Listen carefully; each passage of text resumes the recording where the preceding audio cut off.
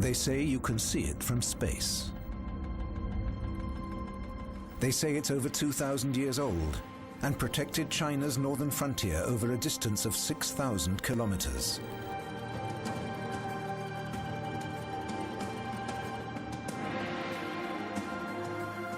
It's a strategic masterpiece, a monument in stone to a civilization that has survived for millennia. To the world, it is the symbol of China.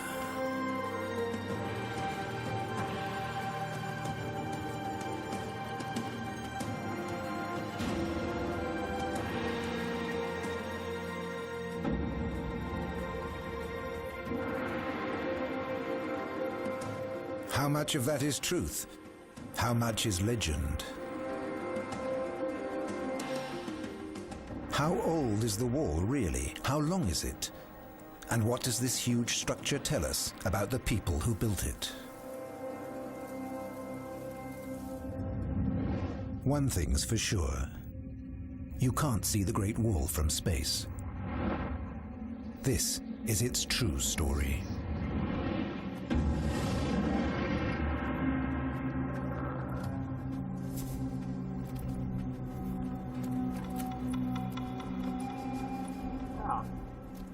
In spring 1907, the British adventurer and archaeologist Aurel Stein struggles through one of the most arid landscapes in the world, the Taklamakan Desert. He's following a route that 2,000 years ago brought Asian luxuries to Europe, the legendary Silk Road, the transcontinental trading route of the ancient world. Stein has come from India to look for treasures said to be hidden under the sand of the desert. His expedition is extremely successful. From the buried foundations of Buddhist temples and dried-out oases in the middle of the desert, he uncovers ancient silks, unique scrolls, and priceless statues.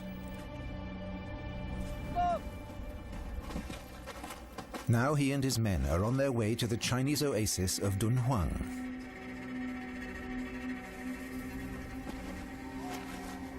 Give me my telescope!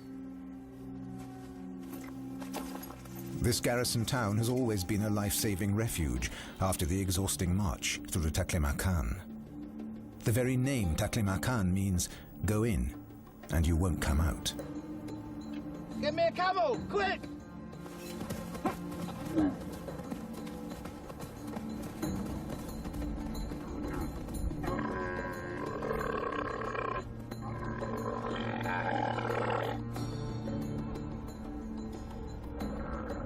But what Stein sees through his telescope is not the looked-for oasis. He's about to discover an archaeological sensation virtually unknown to the West.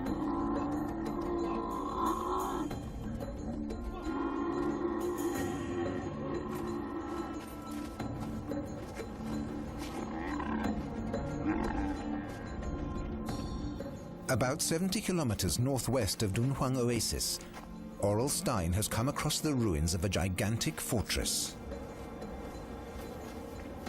Stein has discovered the Yumenguan, the Jade Gate. This hulk of clay bricks measures 24 meters by 26 meters. Its walls are 4 meters thick, and it reaches up to a height of 10 meters. Two gates, one in the west and one in the north, lead into the almost rectangular inner courtyard. This is the western end of a 2,000-year-old defensive wall. But this huge earth structure looks nothing like the familiar walled ramparts north of Beijing. Stein believes they're part of ancient China's Great Wall defenses, but he cautiously describes them as the remains of old Chinese road towers. He wrote that he had found the line of an ancient Chinese wall which traversed the desert for a great distance. In many places, it had almost been completely covered by drift sand. But the tamarisk layers which had been used to strengthen the agar cropped up so persistently that the eye caught the straight line as it stretched away for miles on the coarse sand.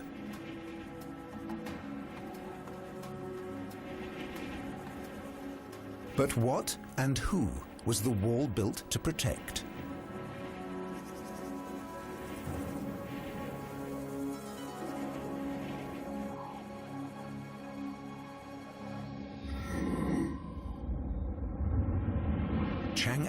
2nd century BC. The emperors of the Han dynasty govern the Middle Kingdom from here. Chang'an is one of the biggest cities of ancient times. 500,000 people live within its mighty walls, a metropolis designed to be the center of the world.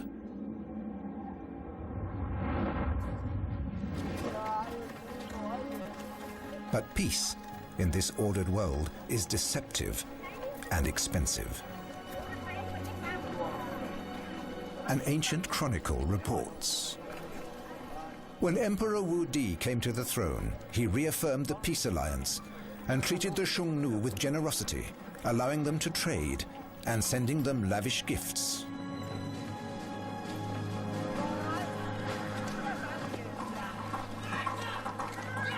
The Xiongnu were a powerful nomadic people living in the endless steppes of today's Mongolia.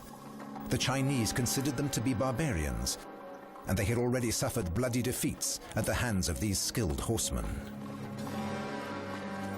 It seemed like a good idea to buy off the barbarians with generous gifts. Wagon loads of the best silk, wine and grain regularly left the capital for the journey north.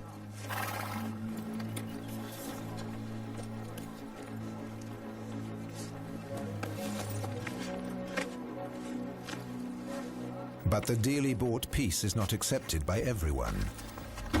It is a burden on the finances of the state, and it also demands sacrifices from the leading families of the empire. The tribal chiefs of the Xiongnu want more than silk and other precious goods. They also demand the daughters of Chinese nobles as wives. The Chinese call this policy of tributes and marriages He-Chin, peaceful and friendly relations.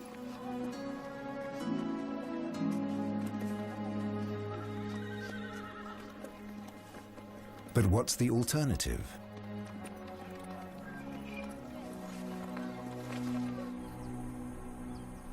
The region where the Yellow River makes its great arch through northern China had been disputed by both cultures for centuries.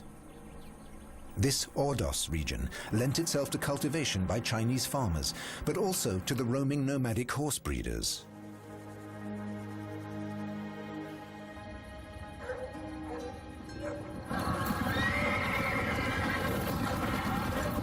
Year in, year out, Chinese farmers were victims of the same bloody ritual.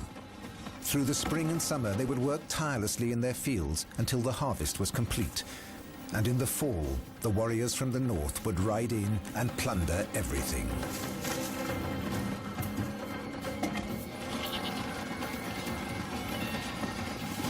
The nomads needed to take what they couldn't grow, supplies to help them survive the long, cold winter of the steppes.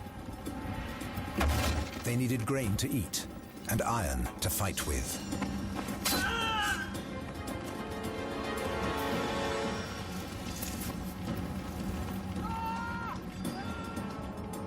These murderous raids had threatened the stability of the empire and the very power base of the Han dynasty. The political marriages that followed were the lesser evil, even if they involved a serious loss of face. To the Chinese, the nomads were savages. They could only be despised.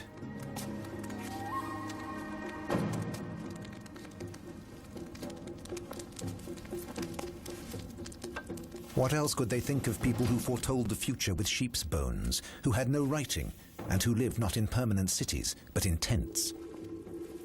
But in 209 BC, one clan chieftain united the tribes that till then had warred among themselves.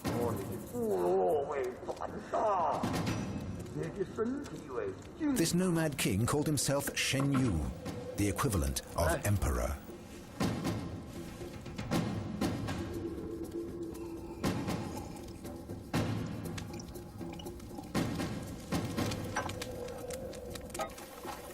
The tributes from the Middle Kingdom flowed into the Shen Yu's coffers, reinforcing his control of the nomad tribes.